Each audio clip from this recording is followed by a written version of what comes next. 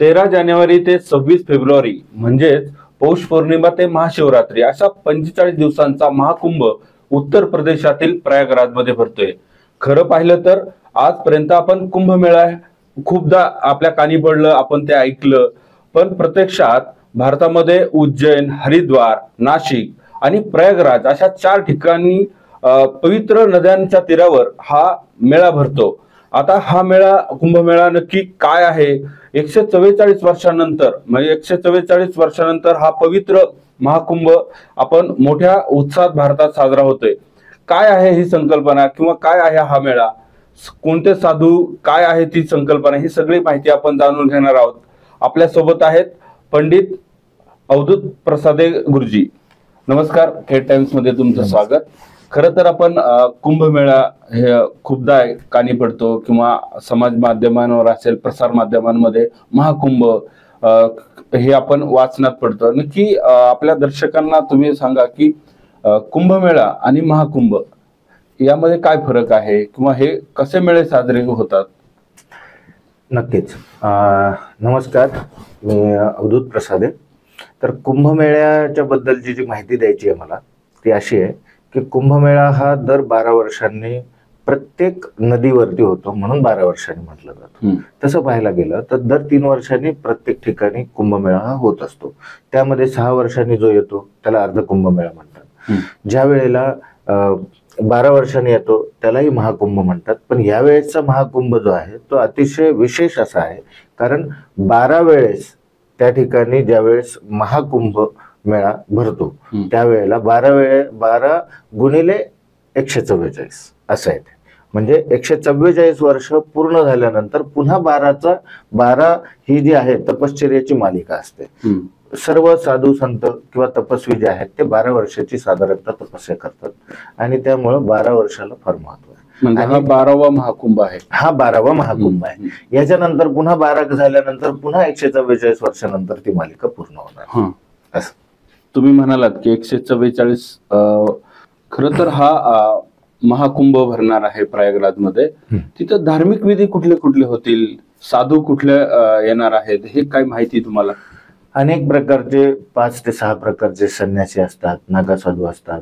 साधूंमध्ये पण बरेचसे प्रकार असतात. संत असतात, तपस्वी असतात, कोणी अघोरी साधू असतात, कोणी सात्विक साधू असतात, राजसिक असतात, तामसिक असतात. सर्व प्रकारचे साधू संत त्या ठिकाणी येत असतात. आता त्या ठिकाणी आल्यानंतर जो तो आपापल्या परीनं त्या साधू संत जे असतात ते त्यांची तपश्चर्या करत करत वेगवेगळ्या विशिष्ट मुहूर्तावरती तीर्थाचं स्नान केलं जातं. त्या ठिकाणी त्याला शाही स्नान म्हटलं जातं. सर्वप्रथम तिथले जे मुख्य आखाड्याचे जे अधिकारी साधू संत असतात त्यांच्या अखत्यारीमध्ये सर्वात पहिल्यांदा त्यांचं स्नान होतं. त्यानंतर भाविकांसाठी त्या ठिकाणी स्नानासाठी जागा दिली जाते. तर अतिशय शुभ आणि दिव्य ऊर्जांनी परिपूर्ण असा हा एकंदरीत कुंभमेळा असतो. आणि त्या ठिकाणी धार्मिक जे आयोजन आपण विचारलं तर त्या ठिकाणी शतचंडी आहे, लक्षचंडी आहे, भागवत सप्ताह आहे, रामायण आहे, असे वेगवेगळ्या पुराणांचं कथेंचं श्रवण पण केलं जातं. अनेक संत महात्मे त्या ठिकाणी येत असतात आणि त्याचा लाभ सर्व भाविकांनी घ्यायला पाहिजे.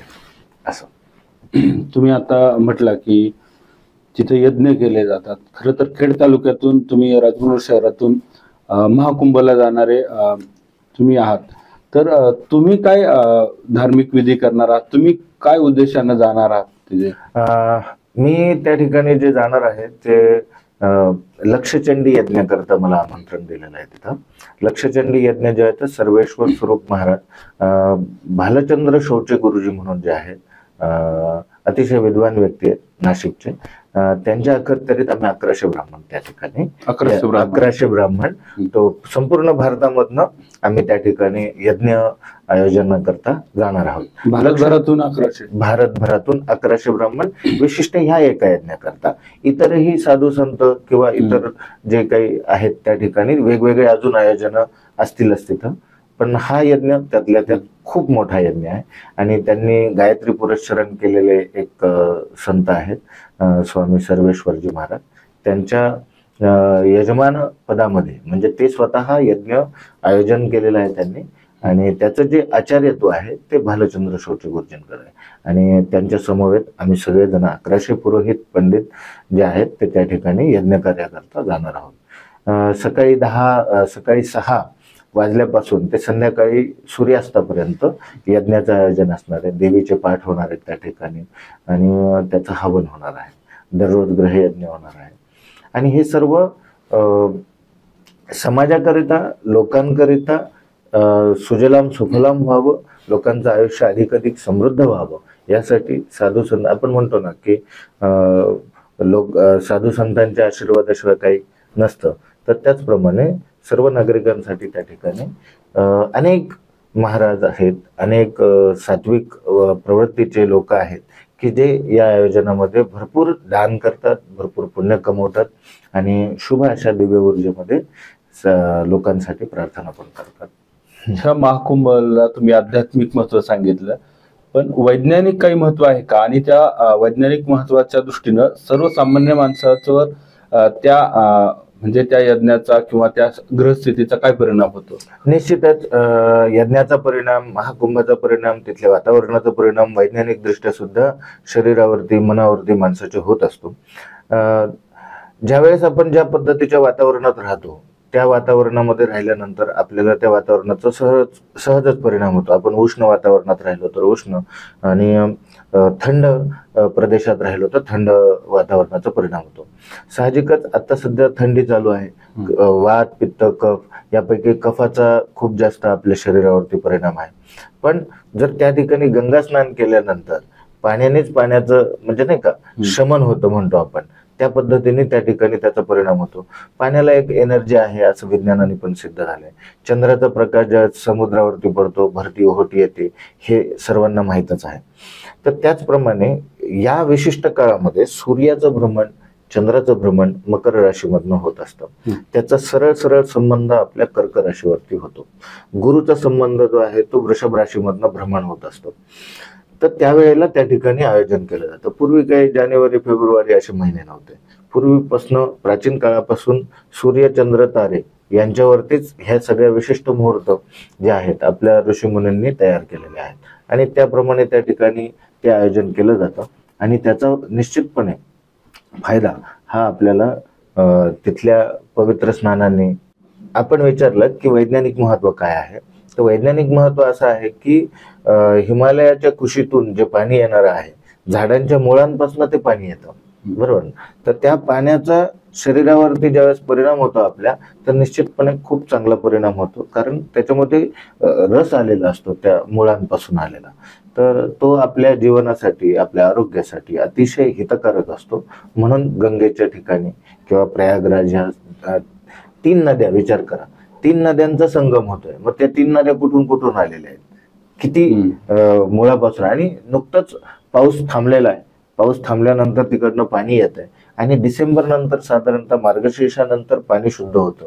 जो काही गाळ असतो तो सगळा गाळ बसलेला असतो आणि स्वच्छ पाणी, सुंदर पाणी, त्या पाण्याचं आपण त्या ठिकाणी स्नानाचं फळ सांगितलेलं आहे. म्हणून त्या ठिकाणी स्नानांचं आयोजन केलं जातं. निश्चितच त्याला काहीतरी परंपरा आहे आणि सांगितलेलं आहे. तर पाणी वेगवेगळं पाणी बदललं की आजारी पडतो म्हणतात, तसं हे शुद्ध पाणी आहे. तर ह्या शुद्ध पाण्याचाही आपल्यावरती चांगला सकारात्मक असा परिणाम निश्चितपणे होणार आहे. आपण खरं तर आध्यात्मिक दृष्टिकोनातून महाकुंभाकडे पाहिलं, वैज्ञानिक दृष्टिकोनातून म्हणजे सर्वसामान्य असेल किंवा मानव जातीवर काय त्याचा इफेक्ट होतो हे पाहिलं. आता सामाजिक अँगलनं ह्या मेळ्याचं कसं पाहता तुम्ही? सामाजिक दृष्टिकोनातून अतिशय आवश्यक असणारा हा महाकुंभ मेळा आहे.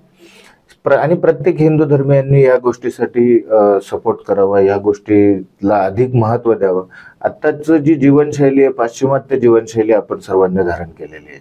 म्हणजे रात्री उशिरा झोपणं, सकाळी लवकर न उठणं, ह्या सगळ्या गोष्टी. तीर्थस्नान सोडा, लवकर स्नान करत नाहीत लोक काही.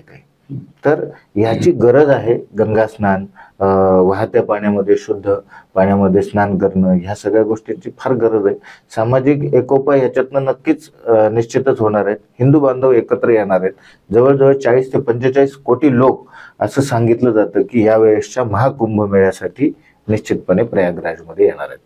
आणि त्याचा परिणाम पुढच्या पिढीवरती होत राहणार आहे. जर ह्या परंपरा, हे जे आयोजन आहेत, ह्या गोष्टीकडे आपण अधिक सकारात्मकतेने बघितलं आणि अशा आयोजनांमध्ये आपण सपरिवार जर गेलो दरवेळेस, तर निश्चितपणे खूप चांगले आहेत. त्याच्यामध्ये 5 प्रकारचे वेगवेगळे पर्व काल आहेत.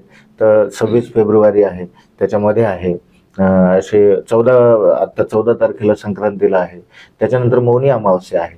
असे 5 शाही स्नान आहेत. त्यापैकी एक कोणतंही शाही स्नान मिळालं किंवा त्या पर्व काळामध्ये जरी लोकांनी त्याचा लाभ घेतला तर निश्चितपणे त्यांच्यासाठी अतिशय शुभदायक, दिव्य ऊर्जा घेणारं, आपल्या घरातलं सुख समृद्धी आणि शांती प्राप्त करणारं असं हे स्थान आहे. याचा जरूर सर्वांनी लाभ घ्यायला. तर हे होते पंडित अवधूत शास्त्री प्रसादे यांनी प्रयागराजमध्ये होणाऱ्या महाकुंभासंदर्भात त्याचं आध्यात्मिक, सामाजिक आणि वैज्ञानिक दृष्टिकोनावर काय परिणाम होतो किंवा काय स्थिती निर्माण होते, ग्रहांची स्थिती काय आहे आणि त्याचा माणसाच्या एकंदरीत आयुर्मानावर किंवा एकंदरीत आरोग्यावर काय परिणाम होतो या संदर्भातली माहिती दिली. शास्त्री, तुम्ही आम्हाला खेड टाइमच्या स्टुडिओत आलात त्याबद्दल तुमचं मनापासून धन्यवाद. धन्यवाद.